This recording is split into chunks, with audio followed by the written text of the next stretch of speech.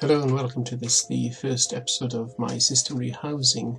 This came about as I upgraded my system at the beginning of the year and discovered that the case that I'd actually upgraded into was a little too small, and that the optical drive's actually pressing on the memtest button of my Asus Rog motherboard, causing all sorts of problems. So I've had to have the drive poking out a little bit since then, but now I've just taken delivery of the Ethoo Pro full tower white PC case, and this is an unboxing video just to begin the rehousing video series.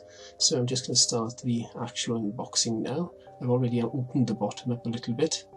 By the way, all the details of my build from earlier in the year I'll put in the description below, so I'll just undo the top.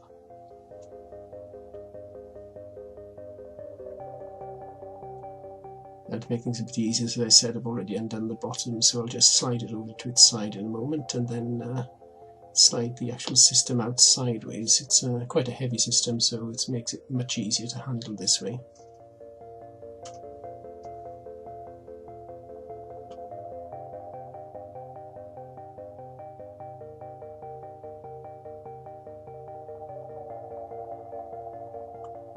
And with the bottom open as well, I just put my hand in the bottom and actually push it through.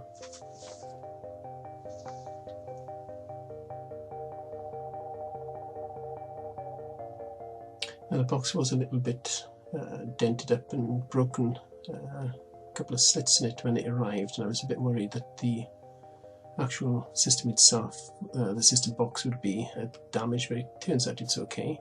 What is damaged though is the styrofoam that is used to pack it with. As you can see, I'll show in a moment. It's broken off, it's very brittle stuff. There is better styrofoam available these days, but they still persist with this, probably because of the cost. And to be perfectly honest, this system, for such a high quality piece of hardware really, this cheap styrofoam, well, it's nothing. You get such good value for money with this actual PC case.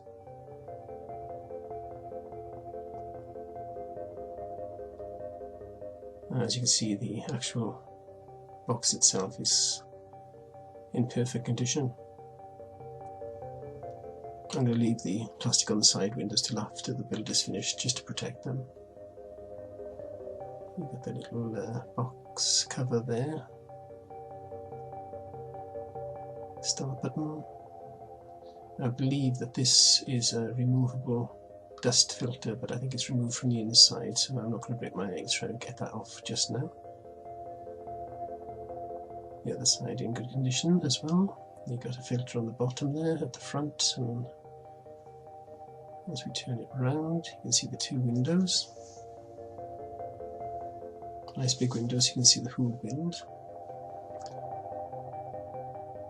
Full set of slots at the back there.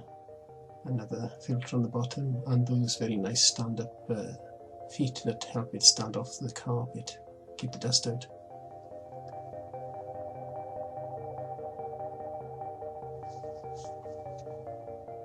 So there's the box.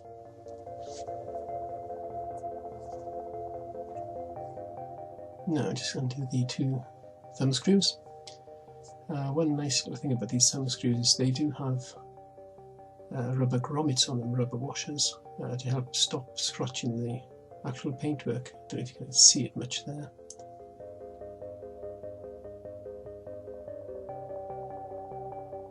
And the doors have this nice hinged action to take them off.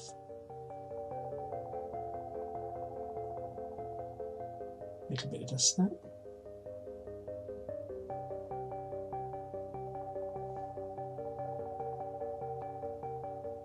And it comes with a box with all the additional fittings inside.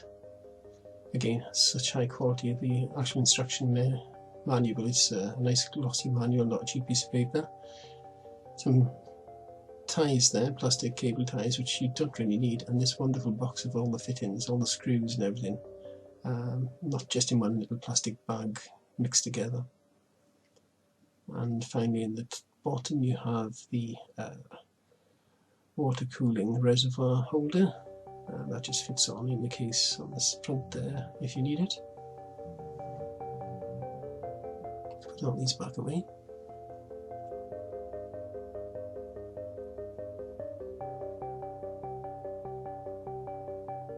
Put that to the side for now.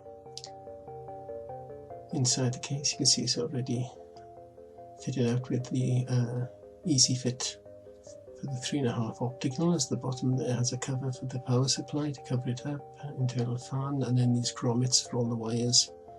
Lovely to stop all the wires chaffing on the sharp edges of the metal. Take the other two thumb screws out.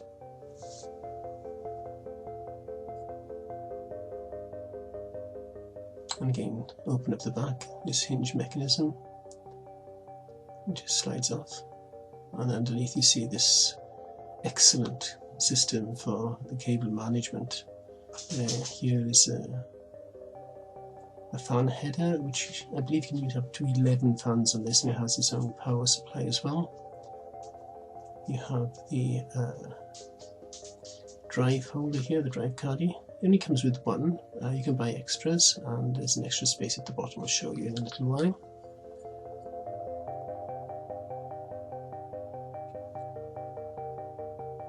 All the wiring nice and neat. There's also a system on this where you can get an extra add-in lighting strips, and that's all set up ready as well. Then you have the drive holders, which are again toolless, just clip in, slot in, and straight back into the caddy itself.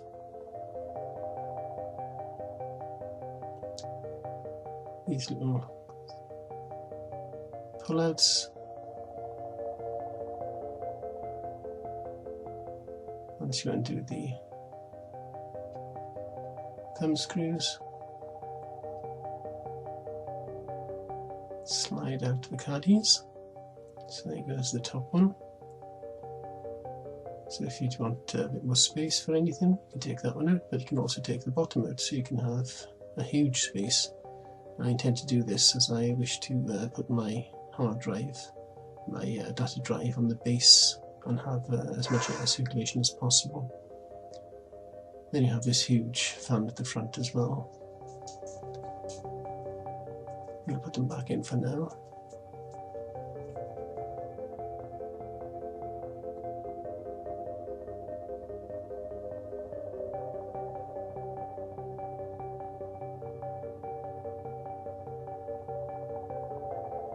It's such high quality, everything just slides together so easily.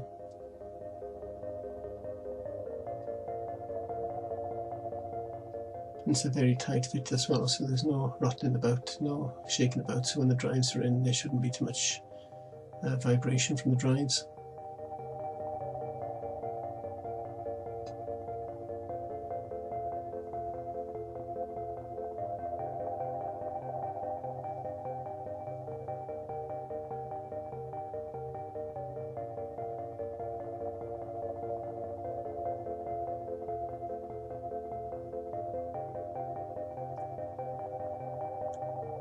You'll also notice the large cutout for the back of the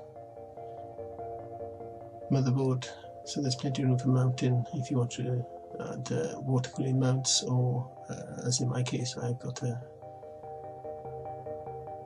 very large heatsink and fan for my CPU, and the back plates fit down nicely.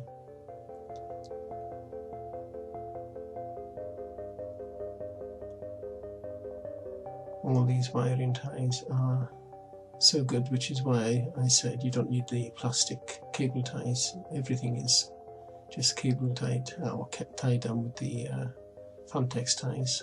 That's the drive caddy, as you see it goes on there. But also you can put it on the bottom, just here. Actually this way around.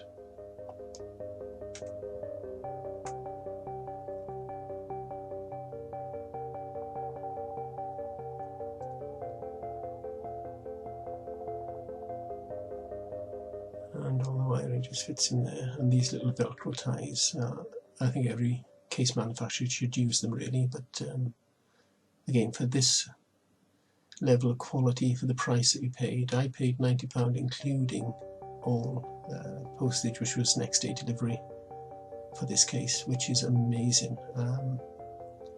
I don't think there's a better case really on the market. Definitely not at this price point.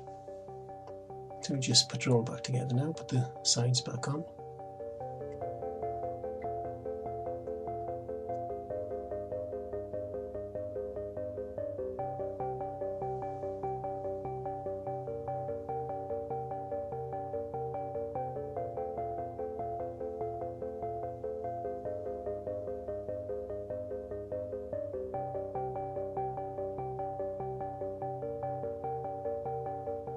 Now, one thing I didn't mention was that the cover for the power supply does actually come out. You just undo the grub screws, the thumb screws inside, and it just pulls out.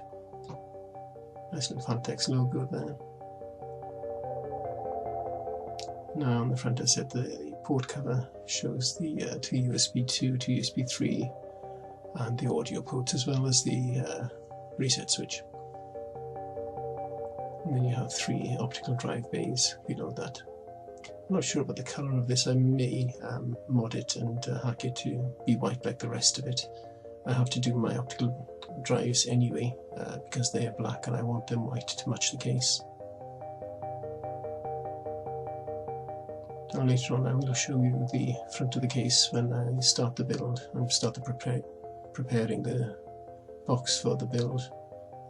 I'll take the front off so you can see what's inside the front there.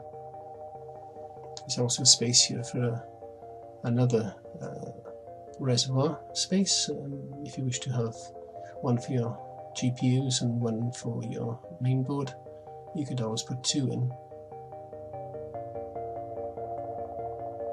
It just slots back on, hinges in, and just put the thumb screws back in. I was struggling to try and slot it in and slide it in and bash it in, as you do in many cases.